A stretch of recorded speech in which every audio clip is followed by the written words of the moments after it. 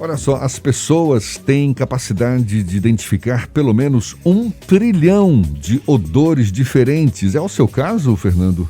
Não, definitivamente não. Rapaz, 1 trilhão. Você pode até identificar. Aliás, você pode até ter essa capacidade. Agora Daí quero ver identificar. Vai demorar um pouquinho. Isso porque o olfato é o mais complexo dos 5 sentidos e está ligado diretamente à gustação, que é essa capacidade tão gostosa, não é, de sentir o gosto dos alimentos. Só que as perdas de olfato provocam um prejuízo enorme para a população, para a qualidade de vida, o que pode gerar ansiedade nas pessoas. A gente fala mais sobre o assunto e conversa agora com a médica otorrinolaringologista Marcela Campelo, nossa convidada aqui no Issa Bahia. Seja bem-vinda. Bom dia, doutora Marcela. Bom dia, Jefferson. Bom dia, Fernando. E bom dia a todos os ouvintes da Tarde Conecta. É um prazer estar aqui com vocês. Prazer todo nosso. A gente tem agora essa situação da pandemia, em que muitas pessoas infectadas perdem o olfato, perdem o paladar também. Agora, essa situação em particular costuma ser uma situação momentânea? Passada a infecção, o olfato normalmente é retomado, o paladar também? Ou há casos em que esse problema persiste, doutora Marcela? Excelente pergunta, Jefferson. É uma pergunta, inclusive, muito comum no consultório do otorrinolaringologista. E o que ocorre é que grande parte dos pacientes que são acometidos pela Covid-19, esses pacientes eles têm uma retomada do olfato e do paladar, e essa retomada ela acontece até os 2 meses, até o fim dos 2 meses após o primeiro sintoma. No entanto, parte desses pacientes eles podem apresentar uma perda de olfato ou uma perda de paladar persistente, com dificuldade de retorno à função olfativa normal, e é por isso que é tão importante o acompanhamento adequado com uma equipe médica. E a gente tem um estudo recente, um estudo de setembro de 2020, um estudo brasileiro, em que eles avaliaram um grupo de 650 pacientes com Covid, encontraram uma alta prevalência de distúrbio de olfato de 82% desses pacientes. E o que eles observaram foi que no fim de 2 meses, 53% desses pacientes já tinham retomado a função olfativa. No entanto, essa outra parte, os 47%, tiveram uma retomada lenta, com alguns casos de reversibilidade, sim. E com quais consequências, não é? A perda do olfato, do paladar, além do desconforto natural, não é, provocado pela perda em si, mas quais outras consequências pode provocar essa perda para a qualidade de vida das pessoas? Então, o principal acometimento é justamente na qualidade de vida, foi muito bem colocado no início. De fato, os pacientes eles observam uma dificuldade muito grande, porque existe uma correlação direta, muito íntima entre o olfato, o paladar, o prazer pela alimentação. Então, a gente tem observado uma prevalência alta de pacientes desenvolvendo quadros depressivos, inclusive, em decorrência dessa perda de olfato pós-Covid ou por qualquer outra patologia. E o que a gente observa também é o risco com relação à segurança dos pacientes. Então, vazamento de gás não detectado em casa, alimentação com algum tipo de alimento vencido que o paciente não consegue detectar por conta do prejuízo no olfato e no paladar. A senhora acredita que esse momento em que o olfato e o paladar foram atingidos tão duramente por tantas pessoas, vai haver um cuidado maior com relação a esses 2 sentidos? As pessoas começaram a buscar mais conhecer sobre esses 2 sentidos? Sem dúvida, Fernando. Eu acredito que as pessoas vão passar a ter mais atenção a esse sentido. Vocês comentaram no início que, de fato, nós temos a capacidade de detectar até 1 trilhão de odores.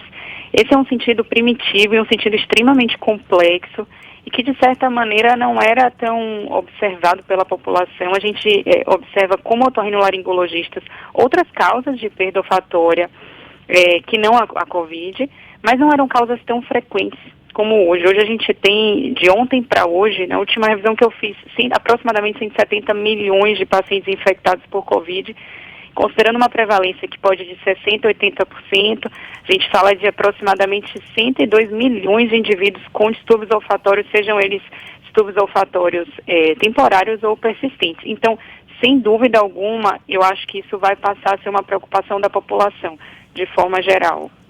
Já se sabe por que a Covid afeta o olfato, o paladar das pessoas?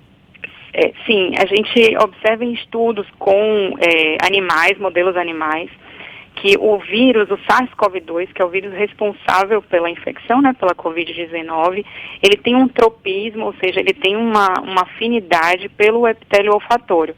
O epitélio olfatório, Jefferson, fica no teto da fossa olfatória, das fossas nasais, e ele tem um íntimo contato com o bulbo olfatório, que é quem vai levar a informação do olfato para o sistema nervoso central, para o cérebro, para que isso seja percebido pelo paciente. O que se sabe é que o vírus ele tem uma afinidade por receptores presentes no epitélio olfatório. E é muito interessante falar da gustação, porque o que acontece é que os indivíduos, o que a gente observa de forma geral é que os indivíduos eles têm um prejuízo no paladar, principalmente por alterações voltadas ao olfato. Para que a gente tenha um paladar adequado, é preciso que o paciente tenha uma percepção do olfato preservada. Então, a relação é muito maior com o olfato, apesar de sabermos dessas queixas de distúrbio de paladar, principalmente nos quadros mais iniciais.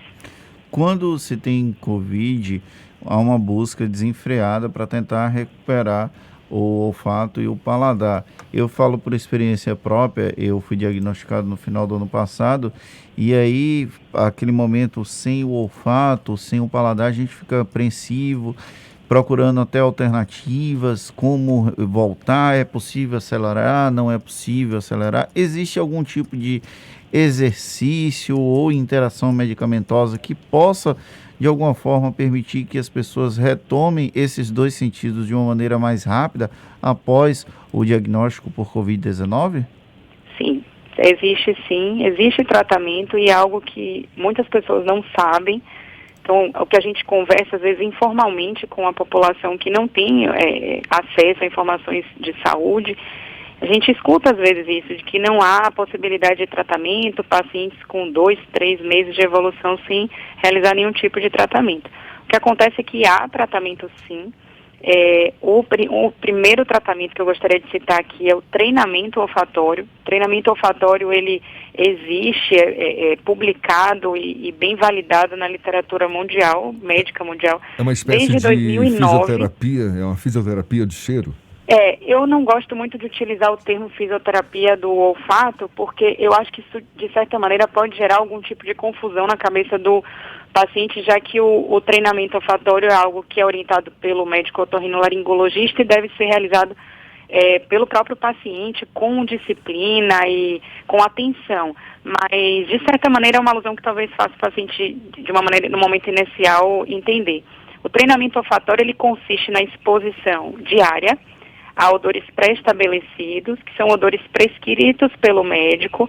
E nesse momento eu gostaria de frisar para você que nos escuta que o ideal é que o paciente que tem essa perda de olfato, ele seja exposto a odores que são odores já conhecidos, já estudados, e não a odores aleatórios, porque isso é algo muito comum da gente atender no consultório pacientes que tentam naquela medida assim desenfreada e desesperada para que retorne o olfato, ele se expõe a diversos odores, mas sem um conhecimento por trás disso. Então, são odores pré-estabelecidos, prescritos, e a exposição ela é diária por um período pré-determinado. Período esse que normalmente é de no mínimo 3 meses, a não ser que o paciente tenha retomada completa da função antes disso. Fora o treinamento olfatório, que foi o primeiro que eu citei, nós temos possibilidade de tratamento medicamentoso oral e medicamentoso nasal, tópico nasal. Esse tratamento é individualizado para cada paciente. A gente está conversando aqui com a médica Marcela Campelo, médica otorrinolaringologista. Fernando, quer fazer mais uma pergunta? Eu ia perguntar, quando volta os sentidos, depois é possível que alguns cheiros ou alguns sabores não sejam perceptíveis da mesma intensidade que era antes de um problema como o causado pela Covid-19, tem impactos de longo prazo, não na percepção integral, mas pelo menos de parte das sensações, sejam olfatórias, sejam gustativas? Sim, Fernando. O que pode acontecer, primeiro, é o indivíduo ele não ter uma retomada completa da função olfativa. Então, ficar com algum distúrbio, nós chamamos, no meio médico, a dificuldade de sentir o cheiro, a redução, como hiposmia, e anosmia é a ausência de percepção dos odores, tá? Então, o indivíduo que começa com uma anosmia, e ele trata, e ele passa a ter uma hiposmia leve, depois de 2, 3, 4 meses, ele pode ainda sentir dificuldade para perceber alguns odores. E o que pode acontecer também é o que nós chamamos de parosmia. A parosmia é uma distorção da capacidade de sentir o odor daquele estímulo odorífero que o paciente se expõe.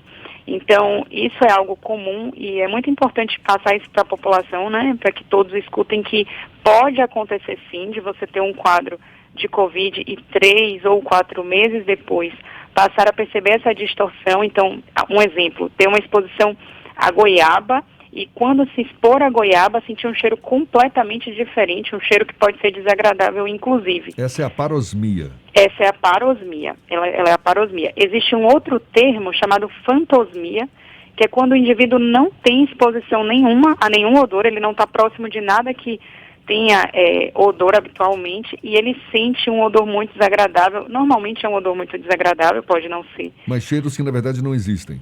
Esse cheiro que não existia e aí a gente chama de fantosmia. Então, são possibilidades, inclusive, de alterações de longo prazo.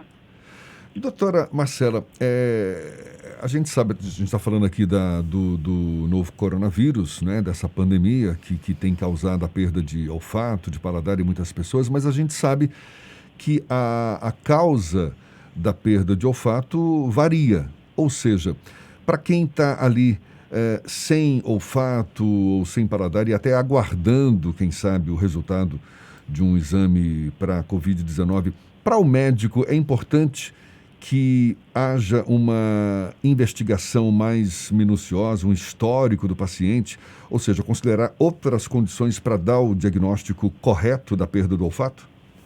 Sim, existem outras causas de perda de olfato, sim, na era pré-Covid, como a gente chama. Então, antes da pandemia, nós tínhamos, assim, o estudo mais recente, de maior impacto aqui no Brasil, a gente consegue definir, entre 85% das causas de olfato, de distúrbio de olfato, as rinites e sinusites, as infecções de vias aéreas superiores, infecções por outros vírus, inclusive, e o que a gente chama de TCE, que é o traumatismo crânioencefálico. Qualquer trauma de face ou trauma nasal pode desencadear a perda de olfato. Além disso, existem causas menos comuns, como alterações congênitas, tumores e uso de medicamentos, inclusive. Então, eu trago todas essas causas possíveis para dizer a vocês que, de fato, quando a gente recebe um paciente no consultório, é preciso que se confirme o diagnóstico de Covid e que se afaste outras possibilidades de causa de distúrbio de olfato, sem dúvida. Doutora Marcela Campelo, médica otorrinolaringologista, dando essa aula para a gente aqui. Muito obrigado pela sua participação, pela atenção dada aos nossos ouvintes. Bom dia e até uma próxima. Eu que agradeço. Muito obrigada, Jefferson, a Fernando. Agradeço a todos os ouvintes. E eu gostaria de dizer que se ficar qualquer tipo de dúvida, eu estou à disposição para respondê-las. O Instagram, que vocês podem entrar em contato por mensagem, é @nooba Clínica de Otorrino. Eu estou à disposição para responder qualquer dúvida que fique.